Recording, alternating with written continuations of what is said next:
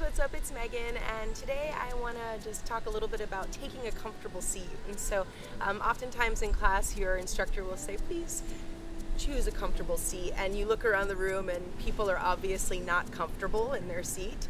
And so this is where the props come in, and also just sitting mindfully. So when we come to a seated position, a lot of times people sit down and they're just kind of, you know, nothing really happening, no awareness, no connection there.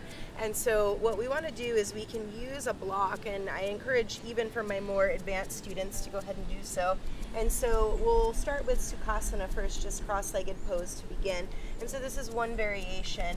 So I'm going to sit with one foot nestled into the other, and I use the block as a little prop to lift and place the sitting bones upon, and then I move the flesh of my glutes out from under.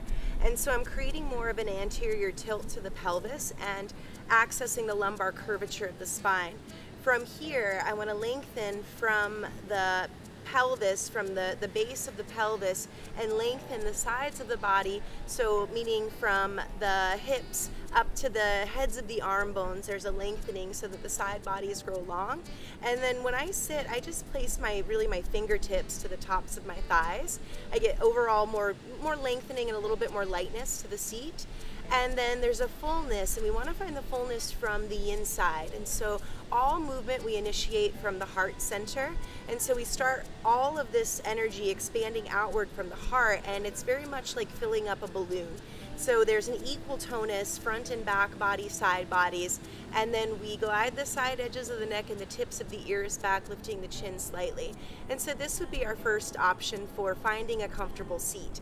Now, if you have a student who has very tight hips, this is not a comfortable seat. And so, or potentially, you know, this is, well, yeah, mostly for those of us who suffer from tight hips. So the next variation is going to be virasana. And so we can sit with our block like so.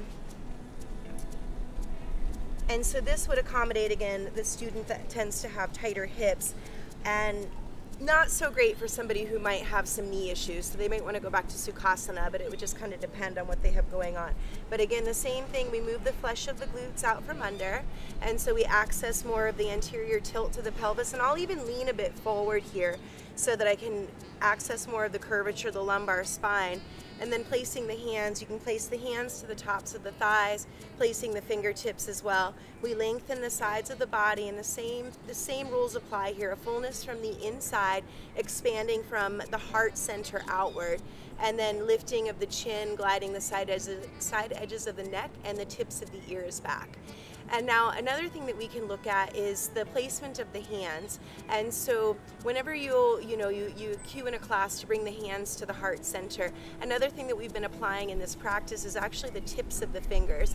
So if I extended my arms overhead and bringing the tips of the fingers to touch, then I would hold that energy, so there's a sphere-like energy between the palms of the hands, aligning the hands so that they're in line with the heart. So a little bit different than just the palms flat together here. So a little more energy, a little bit more fullness, I would say, and a little bit brighter. And so this is basically our initial intention when we come into a yoga room as we sit. So we've gone through the two postures, the alignment that would allow us to find a comfortable seat.